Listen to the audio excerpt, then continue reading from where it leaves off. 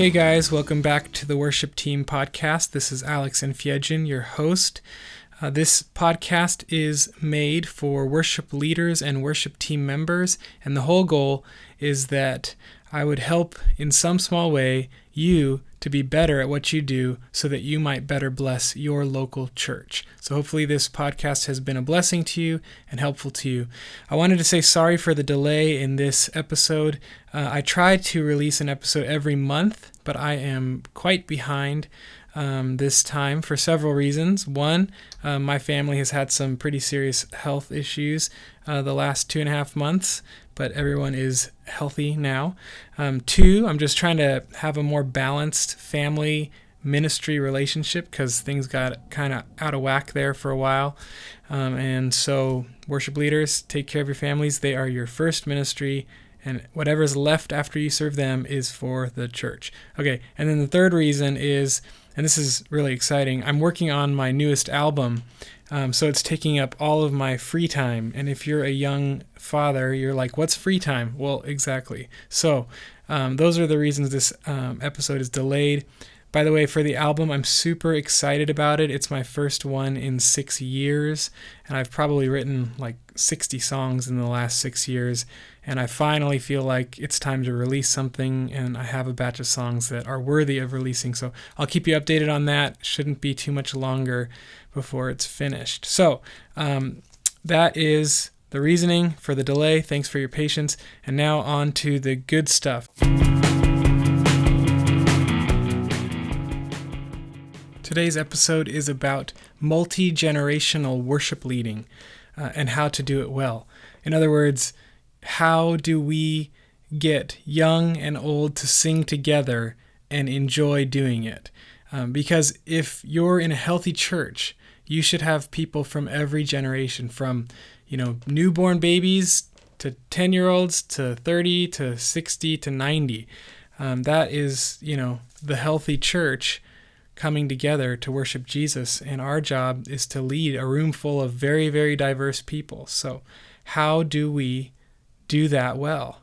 Another title for this podcast episode could be how to not tick off the old people in your church, but we won't call it that. So our job, just as a definition, our job as worship leaders is to help everyone in the room connect with Jesus through song and other elements. That means that when we plan our sets and our services, we should be thinking about how to best serve every person in the room, from young to old. And we should be thinking about those who have similar preferences to us, and we should be considering those who have a completely different way of connecting to God.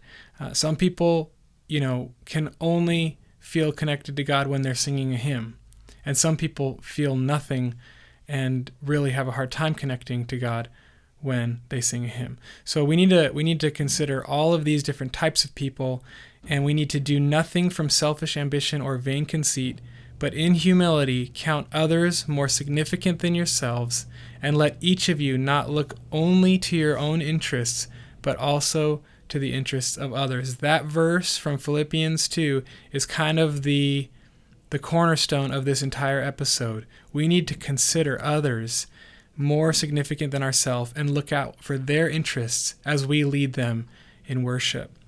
Okay, so how can we, as worship leaders and worship team members, help the older people connect to Jesus through song while also not leaving behind the younger crowds? Here are 4 tips for you that I think have been really helpful to me in my journey as a worship leader. Number 1, befriend people. I think one of the most important things I can say to you as a worship leader is to befriend the older generation. If you're a young worship leader, you're automatically going to connect with the younger generation. That's just going to happen naturally because you are one of them. But it's the older generation that might be suspicious of you, especially if you have a dirty hipster beard and skinny jeans. Okay, I'm suspicious of you. So the best way to win over the older generation is to befriend them. And that means getting down from the stage and getting to know them.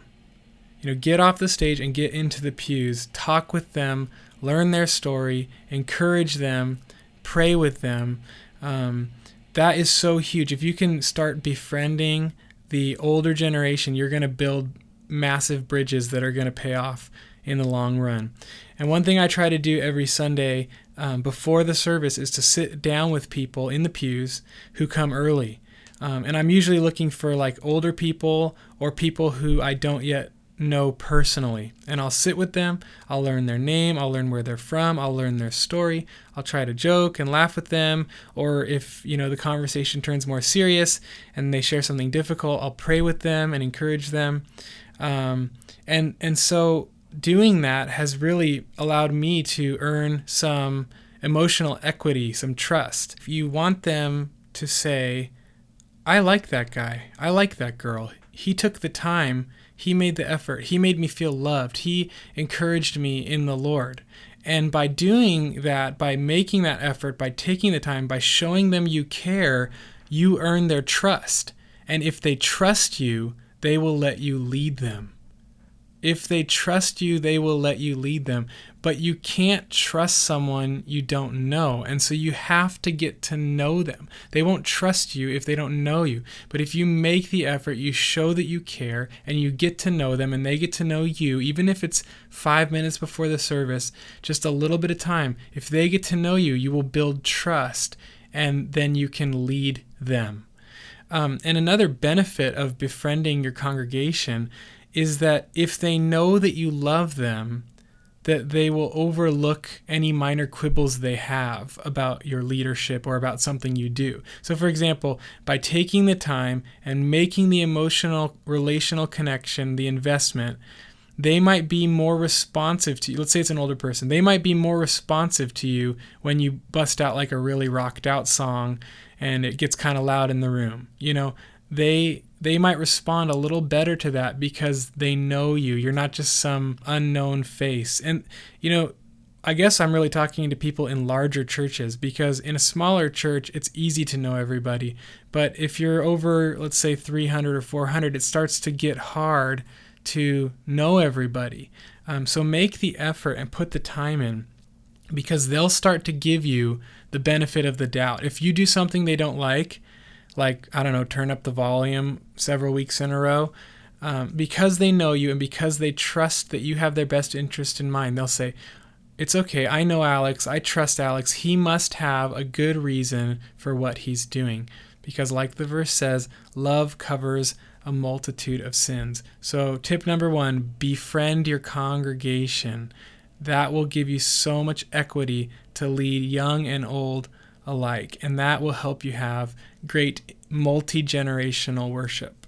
So if you're an introvert, I know this is hard, but ask God to help you in this, because it will pay off. Befriend your congregation is one step to having great multi-generational worship. The second tip is to be sensitive. Be sensitive to the needs and desires of your congregation. Now, that doesn't mean you can't lead people where you feel God is calling you to lead them. It just means that you have to lead them with sensitivity and with slowness. When I came to my current church, there was a lot of division regarding the music ministry. The previous leader had hired a band that rocked out pretty loud on Sundays. There were amps all over the stage. The drum kit was unshielded, and a lot of the older people were frequently complaining about the volume. And since the band was hired, when the guy left, they left with him. And so I literally came to an empty stage and an empty musician roster. Like I had no one and I had nothing. It was me and my acoustic guitar. And that was actually an advantage to me, because knowing what I knew about how things were previously, I was very sensitive to introducing a loud, rocked out worship band. Now, do I prefer that? Yeah, I do. But I wanted to be sensitive to the needs and the desires of my congregation, and I wanted to slowly help us get to a more contemporary sound. But as for now, I was okay with it being more mellow. In fact, that was actually exactly what the congregation needed. They kind of needed a period of time where it was more mellow, a little quieter, a little simpler, where they could just sing. They were starving for that. And you have to be aware of what your congregation needs. And if you're going to introduce change, do it with sensitivity.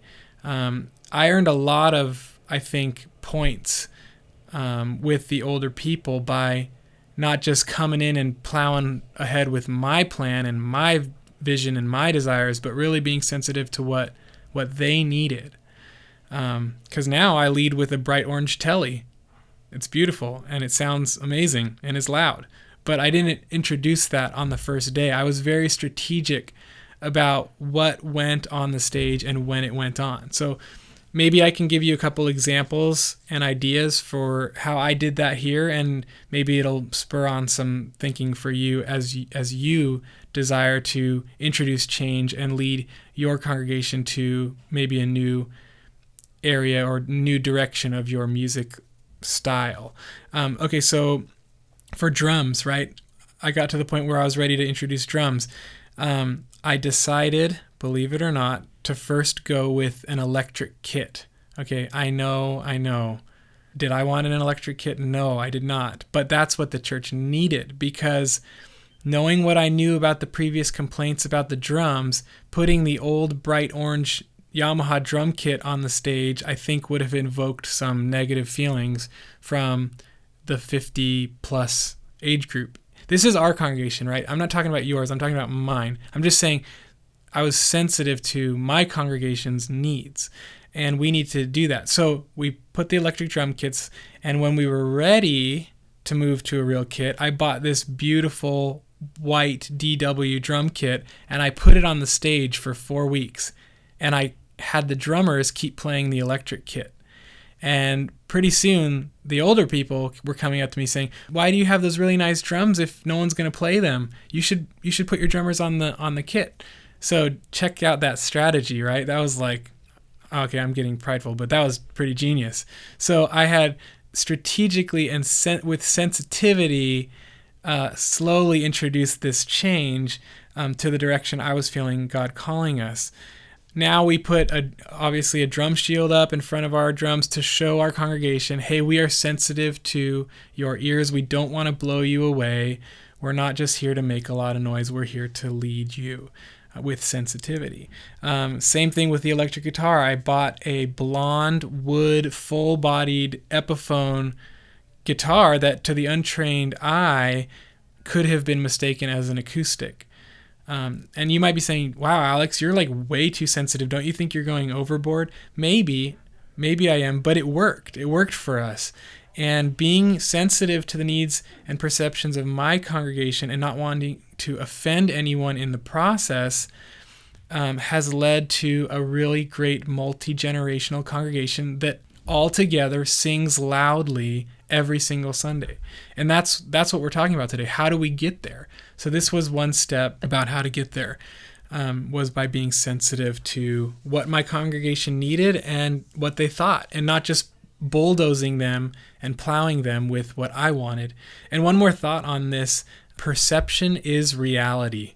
So if things look loud, people will perceive it as loud. If there are giant Marshall stacks on the stage, people are going to think it's loud. If the drums are uncaged, people are going to think it's loud. Now, it might not be loud, but perception is reality. So what we do here is we have our amps backstage in a little amp closet. It's not that hard to build. It's not that hard to do. Our drums are shielded and they have a roof, and it sounds better. And the older people know that I care about them and I don't want to blow them away. So let your people know they care about you. Let your people know that you care about them, and be sensitive to their needs. And those two things go hand in hand. So befriend your congregation, be sensitive, be a servant. Be a servant to your congregation. Now, Jesus made it really clear that leaders in his kingdom are supposed to be servants of all, not tyrants. We are supposed to serve others and consider their needs more important than our own. And that's how we should be leading our congregation, as a servant, by picking songs, planning service elements with others' needs in mind. Not your desires, not what you want, but what they want. Because again, what is the goal of worship leading? To help everyone in the room connect with Jesus through song. So practically speaking, what does it mean to be a servant as a worship leader or a worship team member? Well, I think there are some ways that you can serve the different generations in your church practically. And I think one way is to pick songs from different eras. So, man, the old hymns are amazing. Like, if you're not doing hymns, you should do them. The words are incredible. They're powerful. They're beautiful. Do hymns. And I do all of my hymns with a contemporary arrangement, and I add my own choruses. Just one caution on doing hymns: do not change the melody of a hymn. That's like, you will get crucified. Okay, don't change the melody of the hymn. Okay, keep the melody the same, the timing the same. That is the familiarity that they from that generation are looking for. The power of the song is in its familiarity to the people of that generation. So if you do a hymn, but you totally change the melody, it's not familiar to them. In fact, they probably hate it more than if you didn't play it at all. Okay, so don't change hymns. I learned that from experience. Plus, you don't need to, because they're extremely well-written songs. So do hymns. We typically do 2 to 3 hymns per Sunday at my church. And if you're interested, I'd be happy to send you our arrangements of the hymns and the choruses that we've written here, and the chord charts. Just email me, worshipteampodcast@gmail.com, and I will send those to you.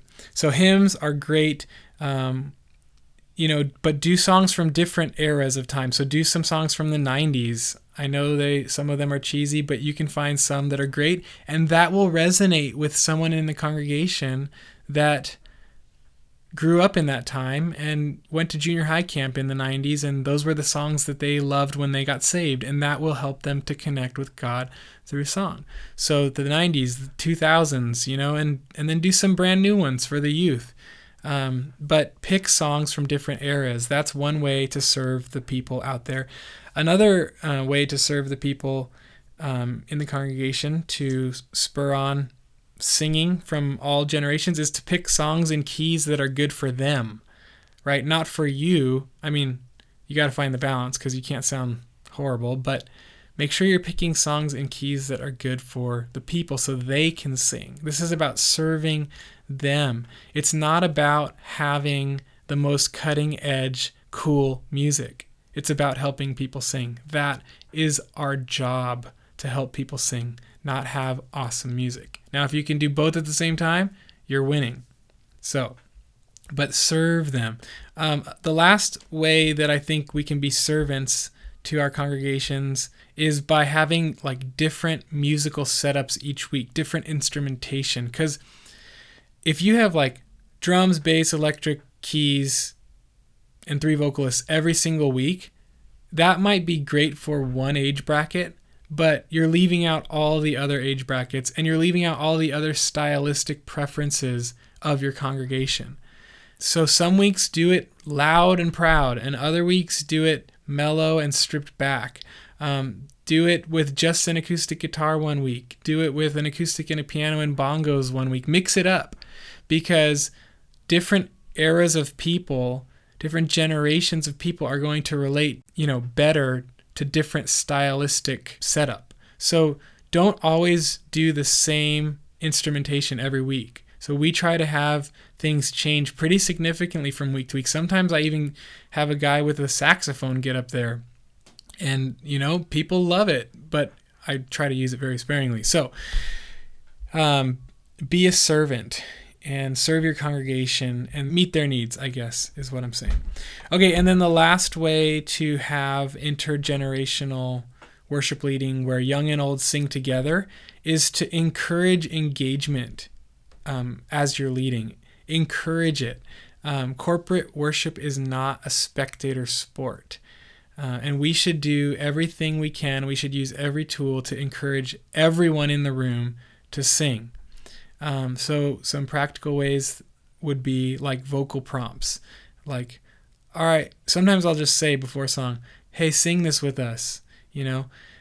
or before a chorus, let's sing Savior, and then the chorus hits, and you're just telling them, sing with us, sing with us. Sometimes I'll step away, like if they're going for it, sometimes I'll step away from the microphone, and then their voices go even louder, and they just take over. You really want to push the room to sing. It's not about us singing and sounding cool, it's about them. Another way to encourage engagement is to just literally encourage them by saying, great singing, everybody. So typically after the fourth song and after I pray, I'll say that. Great singing, everybody. You guys sounded awesome. Go ahead and greet someone. So you're encouraging them. You're reinforcing the value of singing together as a congregation. And man, over the last 3 years at Cypress, the church just has turned into a singing church. They just sing so loud, and it's so beautiful. And that is our job, that is our goal. Another practical way to encourage engagement is to not have it too loud to where you can't hear the voices. Now, I know some people say, well, when I can hear my voice, I don't like to sing. And that's an individual preference, but we're talking corporate worship, everybody together, singing together, not private worship. So, it's got to be loud enough to where they feel it and there's energy in the room, but don't turn it up so loud that they can't hear themselves sing. That will discourage engagement. In fact, I've seen videos in loud and large churches where it's loud and dark, where people just stand watching what's happening on the stage. And that's a spectator sport. That's not what we're called to do. It might look cool and it might sound awesome, but that's not the goal. The goal is for the people in the pews to sing to Jesus. So just be careful about your volume and your lighting. And Bob Coughlin has a really good article that he wrote about lighting. And there's no, right or wrong answer, but one way I like to think about it is that lights down makes for an individual experience, and lights up makes for a corporate experience. So think about that. Maybe bring your lights up a little bit if you keep it too dark. That way it feels like a team thing. Everyone can see each other, everyone can hear each other, and they are singing together corporately, young and old alike. Because if people feel like they're part of something, they will participate. But if they feel like they're watching something, they won't participate. Again, your goal is not coolness, but congregational engagement. So one last thing I think about encouraging multi-generational congregational engagement is by making sure your music team looks like your congregation. Like your music team should look like a cross-section of your congregation. And that means you have old people on your team, you have middle-aged people on your team, you have 20-year-olds on your team, and you have teens on your team, if they're good enough. Your team members on your music team should span the age of your church. And I've noticed kind of a pattern in some of the bigger churches where it looks like everyone on stage is like 25 and you can only be on the team if you're good looking and you have good style. But that's isolating, and I'm not really sure what it is, but I think it's wrong. I think our teams should look like our churches, and then our churches will feel encouraged that we're all part of the same team. We're all in this together. It's not some exclusive club to be up on the stage. It's normal people from different stages of life, from different generations, all up there leading and worshiping together with the people in the church who look just like them. And I get why people use younger musicians, and it's because they have a more contemporary style and sound. But again, it's not necessarily about musical coolness. It's about congregational engagement from the youngest in the seat to the oldest in the seat. So those are my 4 tips for developing congregational engagement from multiple generations. Again, befriend them, be sensitive to their needs, serve them, not yourself, not make yourself look cool, help them sing, and then encourage engagement. So hopefully this episode has been practical to you. I know there are probably a million more things that could be said about this, but I don't even know what they are. So if you know what they are, you can leave a comment in the comment section. If you think this episode has been helpful to you, please send it on to someone else. And I just pray that God would bless you and your church, and that it would become a multi-generational worshiping church that loves to sing to Jesus. God bless you guys, and have an awesome Sunday this weekend.